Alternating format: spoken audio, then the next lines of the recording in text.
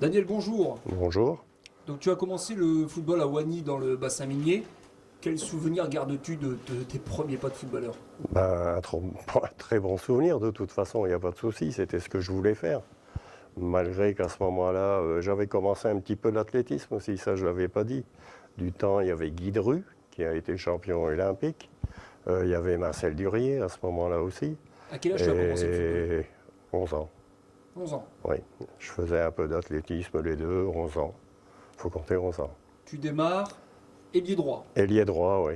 À cette époque-là, on disait ailier droit, hein. Ailier droit. Ouais. C'est vrai qu'aujourd'hui, Voilà, c'est plus pareil, c'est changé. tu étais plutôt débordement, centre, centre en retrait, Dis- percussion ou finition? Disons que j'étais pas très fort, disons débordement. Plutôt débordement. Ouais, plutôt grâce, débordement. Grâce à l'athlétisme, à la vitesse. Oui, plutôt, oui. À ce moment-là. Puis après, donc Daniel, ton arrivée dans les buts. Comment ça se déroule cette arrivée dans les buts? Bêtement, je jouais pas en minime, à ce moment-là on disait minime. Je jouais en minime B parce que j'étais pas assez fort pour jouer en minima. Et le gardien se blesse. Et là, l'entraîneur dit, bon, écoute, Daniel, allez, tu te mets dans les buts. Et c'est parti comme ça, quoi.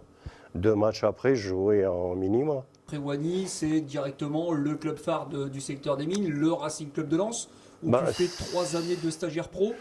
Oui, enfin 2 années parce que j'ai quitté avant. Et avant la fin de la 3e année? Oui, parce que si tu veux, j'avais été demandé par Quevilly et j'avais fait un match d'essai là-bas, la grosse époque de Quevilly où il y avait Orlaville à ce moment-là qui tournait très très bien. Et par rapport du fait que j'étais stagiaire pro, j'avais la licence M. Eux, il leur fallait un gardien titulaire tout de suite. Et si je signais là-bas, je devais faire 1 an en réserve. Alors donc, ça s'est pas fait, quoi. Et si tu devais résumer tes 2 années et demie au Racing Club de Lens? Bien sans plus. Comme j'ai dit, c'était à cette époque-là plus des marchands d'hommes, quoi, parce qu'ils prenaient beaucoup trop de joueurs et ils les faisaient signer, soit stagiaires, amateurs, et pour les aguerrir, ils les envoyaient dans d'autres clubs. Jean-Pierre Hurtré, qui était là aussi, il l'a envoyé à Châlons. Moi, il voulait m'envoyer à Marignane, qui venait de créer une équipe de 2e division, quoi. Alors, comme j'étais un peu trop jeune, mes parents ont mis le haut là, quoi, c'est tout, hein. En 1965, Daniel, tu débarques ici, dans la cité Ouais. Verrières. Le club est alors en régional. Oui. Pourquoi ce choix? Pour le travail dans un premier temps, parce que dans les mines, ça commençait à tomber à l'eau, quoi, hein, il n'y a pas de souci. Et grâce à Bernard Criseau, qui cherchait un gardien de but, j'ai tenté ma chance et on nous a donné du travail, on nous a trouvé un logement et voilà comment j'ai atterri à Arques, je ne regrette pas. L'accession après, beaucoup plus tard, Oui. 3e division, ce qui équivaut à peu près au national d'aujourd'hui. Oui, il y a eu la 4e avant. 4e avant. Oui, tout s'est enchaîné, si tu veux. On a fini premier en DH. Dans la foulée, D4 à ce moment-là, et dans la foulée, la nationale, quoi, si tu veux, c'était exceptionnel, quoi, C'est à en cette époque-là. 1987 où vous accédez à la 3e division avec des derbys chauds bouillants contre le voisin de Saint-Omer. Il y en a un en particulier qui t'a vraiment marqué? Le dernier. Le dernier. Le dernier, oui, 3000 personnes, quelque chose de formidable, quoi, c'est tout, hein, aussi bien au niveau du public, parce que moi, quand je suis arrivé à Arques, le premier derby que j'ai fait, je me demandais où j'étais arrivé, quoi, parce que quand je voyais les supporters, Madame Dehouk, je ne sais pas si tu l'as connu, avec Zef et Pogor, Michel Boulogne qui s'insultaient, tu te demandais, moi j'ai pas connu ça, quoi, dans les mines, c'est pas les mêmes mentalités. Et puis après, de toute façon, Arques-Saint-Omer, quand on jouait en Coupe Poquelin avec l'usine, c'était des potes, quoi, c'est tout, hein, c'était la sélection Arques-Saint-Omer.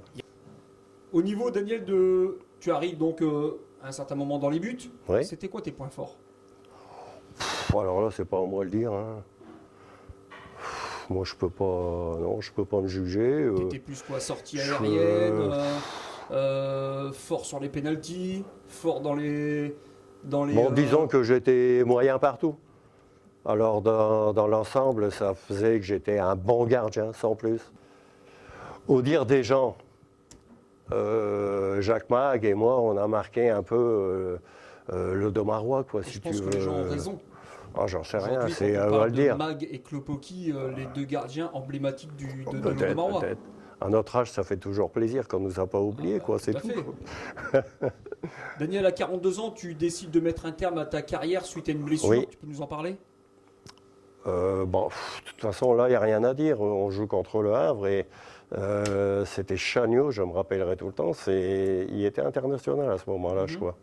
Et bien sûr, c'est des gens qui ont du métier. Sur un corner, bon, le gars me flingue, 2 côtes fêlées. Là, je me suis dit, écoute, faut mieux pas aller plus loin, quoi, c'est tout. Ouais. Pendant cette carrière, il y a un coach, un président, un joueur ou même un bénévole qui t'ont marqué, Daniel, pendant cette... Oui, bien sûr, il y en a plusieurs même. Bon, déjà, le docteur Frère, quand je suis arrivé. Bon, après, il y a eu Francis Flageolet, Beltest, Monsieur Guy. Bon, ceux qui m'ont le plus marqué, c'est Jeannot Canivet et Aimable. Là c'est... Ils étaient vice-présidents, et puis Jeannot qui s'occupait de l'intendance. Alors là, c'était le top, quoi, c'est tout. Donc ça, c'était vraiment à Arques. Ah oui. Hein.